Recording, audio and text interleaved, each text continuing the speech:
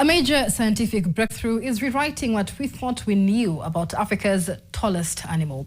New research confirms that giraffes aren't one species, but 4 genetically distinct ones, and 3 of them live right here in Kenya.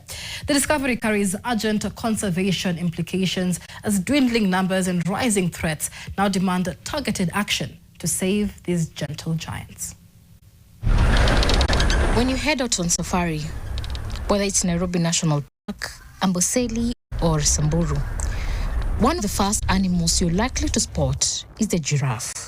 Tall, graceful, instantly familiar. But here is what most people miss. Look closer. Really look.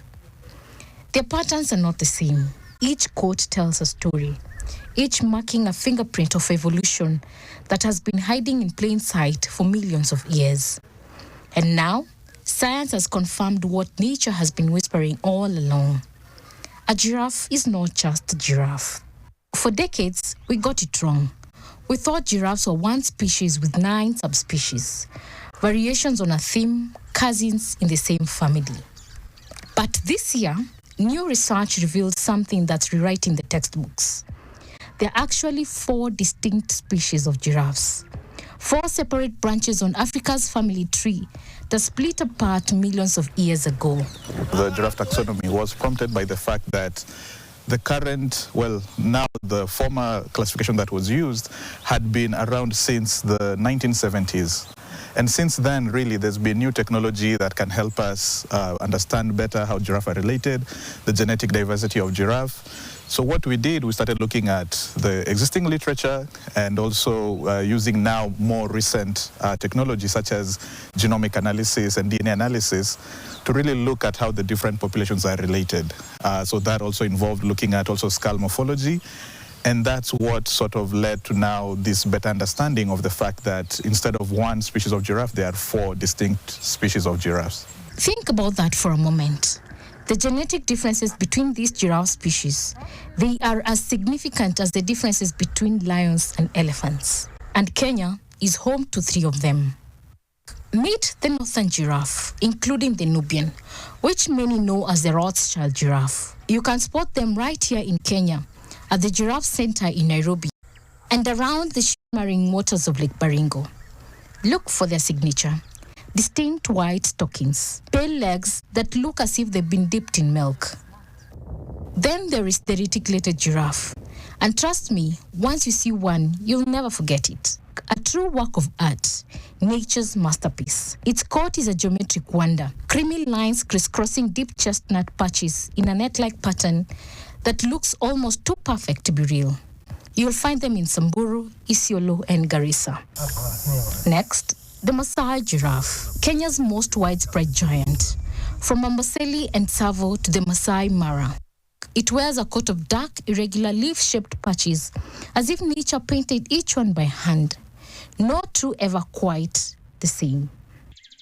And finally, far to the south, in South Africa and Angola, the southern giraffe.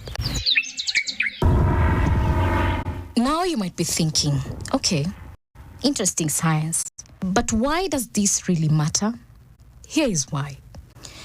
Because when we thought all giraffes were one species, we looked at the total numbers and thought, they're doing okay. But separate them in 4 species, and the picture becomes urgent, alarming, and even critical. Each of these species faces different challenges, different threats, different habitats, different futures. And protecting them means understanding their differences. Kenya is home to 3 distinct species of giraffes. And what this means is that actually Kenya really is the home of giraffe evolution. So this is quite important because now that we know that there's 4 distinct lineages of giraffes, 3 of them are here and they need to be protected better.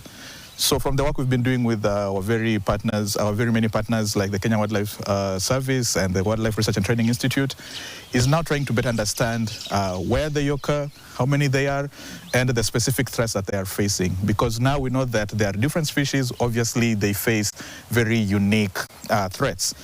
With this new science, the IUCN can finally update the red list, giving each species the specific protection it needs, helping nations plan smarter, act faster, and save these gentle giants before it's too late. But even as we learn more about their diversity, the reality on the ground is sobering. Their numbers continue to fall. The reticulated giraffe is the most abundant giraffe species in Kenya. So there's about 20,000 remaining in the wild, and about 95% of them are found in Kenya. So that's about 19,000. And then now there's the Maasai giraffe, which is the second most abundant, and there is about 15,000 of them found mainly across southern Kenya. And then there is the Nubian giraffe, which was formerly called the Rothschild giraffe, which is now just above 1,000 individuals remaining in the wild. It's the most rare giraffe species that we have in the wild. But really, Kenya has done quite a good job in increasing the numbers of Nubian giraffe. So the Nubian giraffe is now listed on the IUCN, the International Union for the Conservation of Nature Red List of species threatened by extinction. It's listed as critically endangered. So what that means is that really the numbers are really low given the distribution of the species. Fewer than 3,000 Nubian giraffes left on Earth. That's fewer than the number of elephants roaming in our savannah. But a new challenge looms: climate change, habitat loss, and poaching. Giraffes now walk further in search of food, sometimes straight into conflicts with humans who share the same land. These findings will be crucial in the upcoming IUCN meetings, where world scientists and policymakers will decide how best to protect them and separate species with unique needs. A conservation perspective, the IUCN sort of informs all other policies that guide the conservation of species. So for instance, giraffes are now listed as one species on the CITES, that's the Convention of the International Trade of Endangered Species, and CMS, the Convention of Migratory Species. But now, because we have 4 species, it means that each of these 4 species should be assessed independently. Because now what we used to think as one unique species are now 4, and each of them face different threats and maybe require some more assessments to understand how they can be listed. So for instance, in Southern Africa, we've seen the southern giraffe numbers go up. So that does not maybe meet the same criteria of listing on CITES as, for example, the northern giraffe or the Maasai giraffe.